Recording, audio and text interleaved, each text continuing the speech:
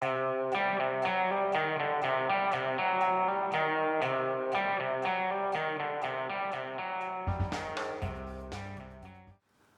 that's the last wire just going into the wiring of the bike. It's pretty well completed now. I've got most of the wiring done. The headlights ready to go back in here. So it's time to get the headlight back on.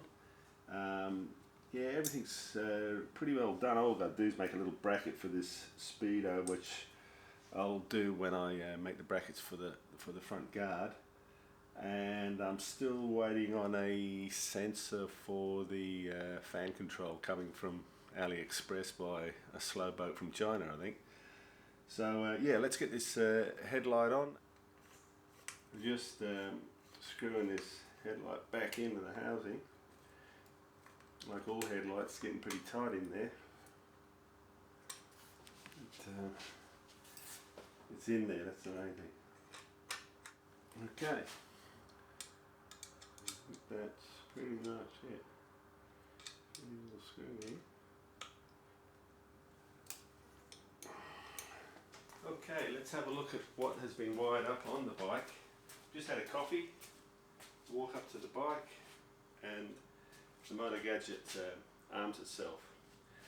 So we climb onto the bike, and I have 6 switches all up, 3 on the right hand side, 3 on the left. This top one is the start button. I press that once, M-Ride ready, and the M-Ride becomes ready.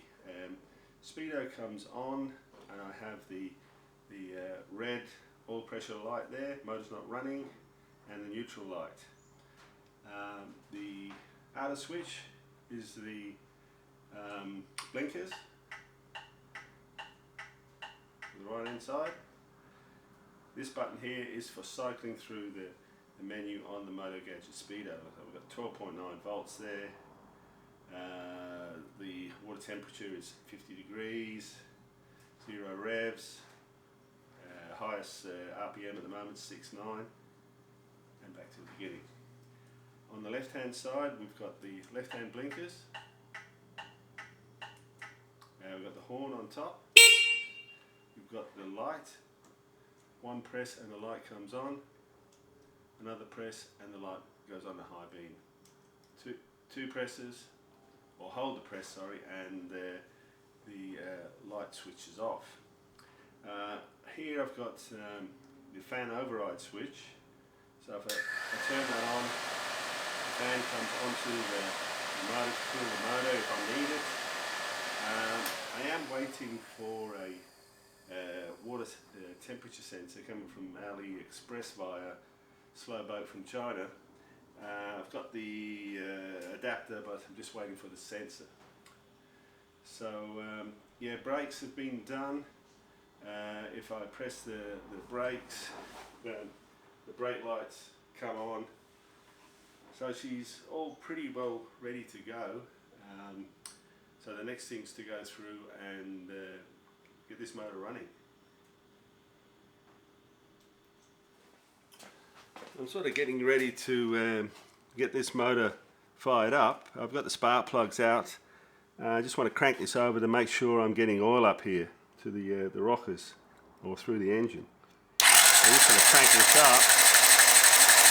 I'm just checking to see if we get the oil. And here comes the oil now. You can see the oil coming out of here, and it's dripping down on the floor there. So that's good. We're getting plenty of oil up there from the oil pump. I've just been setting up the bike for a startup, and made up this little tank to get some fuel into the carbies, and noticed straight away I had a fuel leak in the little cross tube between the 2 carbies, and a little bit of overflow from the bowls. So I'm pulling the carbies out. Get them out, really pays to take this left hand manifold off. It gives you a bit more access to get to your cables, and take your cables off, and then get these carbies out of here with They're pretty tight fit actually. Yeah, here we go. So here's the carbies out, and where it was leaking was just out of this little port here. I did buy some non-OEM O-rings, so I'm gonna go out and get some slightly little thicker one, I reckon. But yeah, here's just a spare carby I got. But yeah, that tube there fits into there like that. So I'm thinking, yeah, just going to get a slightly tighter O-ring on there, and I will adjust the float level again on the bench. And this time I'm going to be putting fuel into the carbies, so that while they're on the bench, get some fuel in them and make sure I've got no leaks, make sure the float levels are right, and then get them back in the bike. Okay, I've got the carbies off here on the bench, and I've just loosened these 4 screws off here on these 2 arms. Remove this spring from out of here, and just make a note of this little spring here. It's a little bit tricky getting that back on, but that's got to come out. So I just flick that off, and now I'll just separate these out and pull this tube out.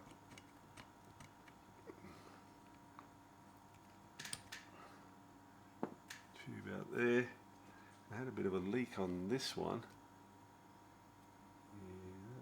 Doesn't look as new as the other one. So I've got this one here. We'll try this. Put this one in. No rings on here.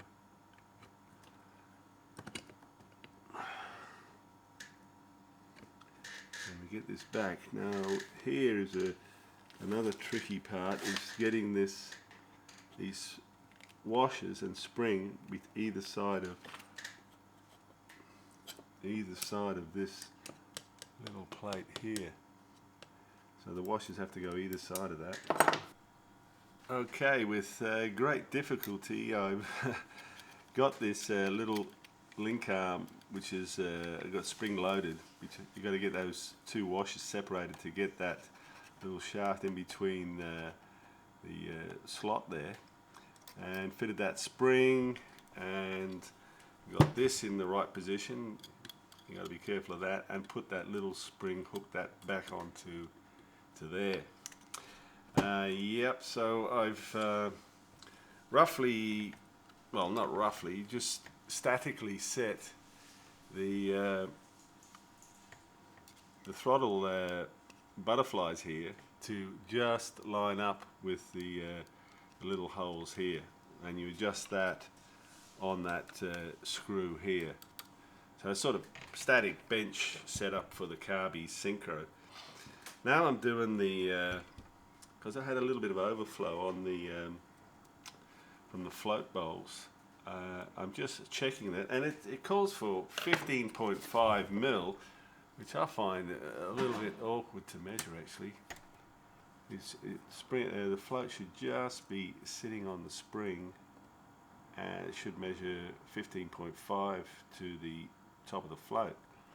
So I've actually got a little bit more than that now, which should give me less fuel. I've just bent the tang down a little bit here. I've just pressed that down, made them both equal. So I'm going to give that a go. I'll put these float bowls back on and give them another try. Okay, I've changed the seals in the connection tube, we'll call it, and put it all back together, and connected the fuel line to the tank, and yeah, we've got no leaks at the moment, so it's probably a good idea to do this before you actually put them in the bike, because it's a tricky job, fiddly job getting the carbies in and out of there. So yeah, just check your float levels, check your seals. I'll put a little bit of fuel on it before you install. So let's turn the fuel off and get these carbs back into the bike. Okay, I've got the carbs back in and all tightened up, so I'll connect the fuels, make sure we've got no fuel leaks, and then we'll give her a go, see how she goes. Okay. Tighten up that fuel line.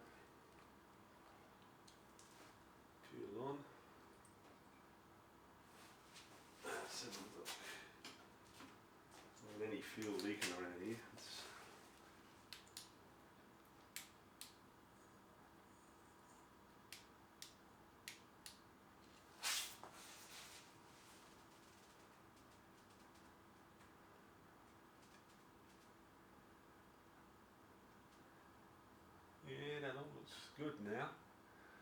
No overflow on the bowls. Yeah. Okay. Let's give it a go, see what happens. Keep your fingers crossed, guys. So ignition on. Now I've just got my red light on the oil pressure switch, so I can watch my oil pressure. I'll just change the motor gadget over to RPM so I can see that. And let's kick her in the guts.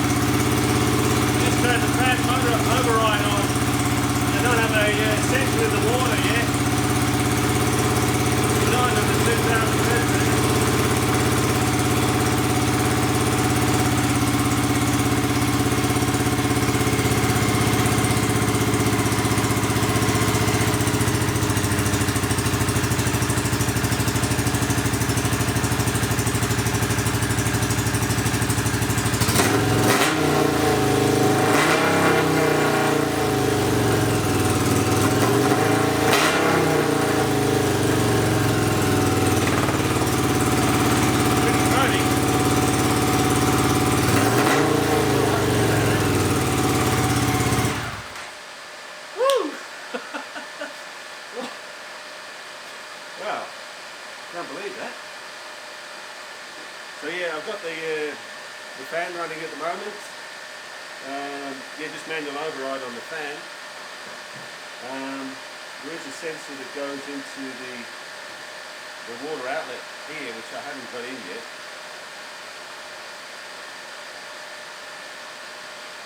So I reckon I'm going to crack a beer after that. Well guys, the CX is just cooling down at the moment. It's 45 degrees out here and it's pretty warm in the shed, and big day getting the motor going for the first time, so here's to all you CX lovers out there. Just got the two carburetor vacuum gauges set up here to synchronize the two carburetors. I've got it set up there, and they're connected to the inlet manifold here by a brass tube and a hose, and the adjustment is made on this little screw here on this shaft that connects the two carburetors. Okay, the vacuum gauges are set up, so let's start the engine and just see what we've got. Okay, here we go.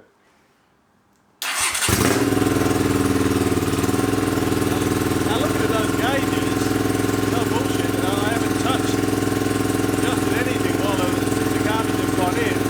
They have just been set up on the bench. The butterflies are lined up with the mixture hole. So I'm happy with that.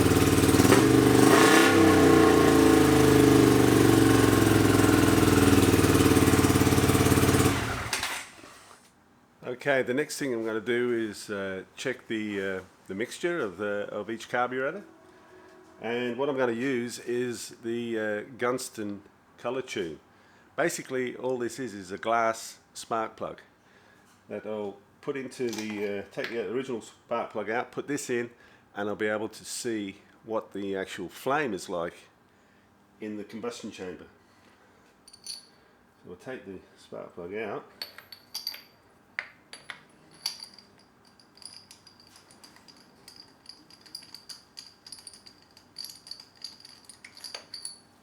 Okay.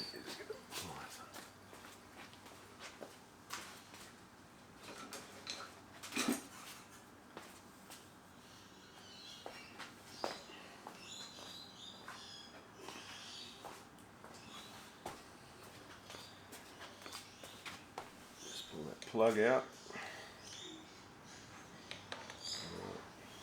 There's the original plug. Now we'll put in this Gunston one.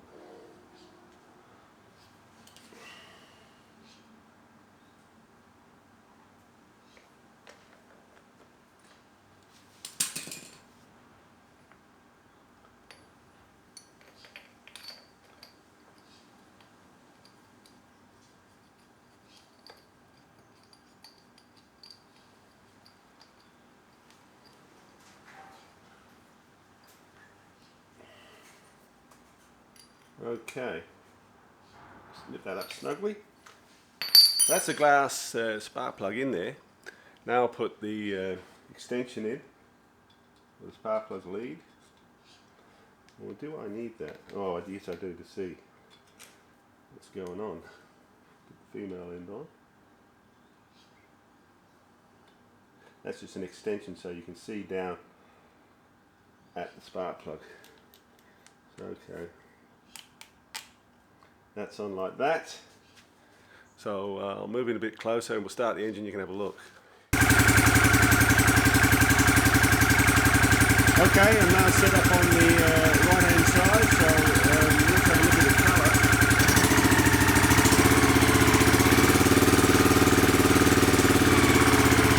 I'm thinking it's a little bit lean, it's a little bit sort of whitish flame.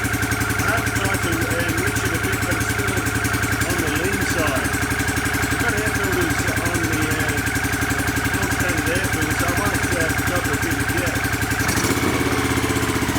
We'll have a look at the left-hand side, see what that looks like. Now over on the right-hand side, and the flame on this one looks a lot nicer. It's more of a bluey flame.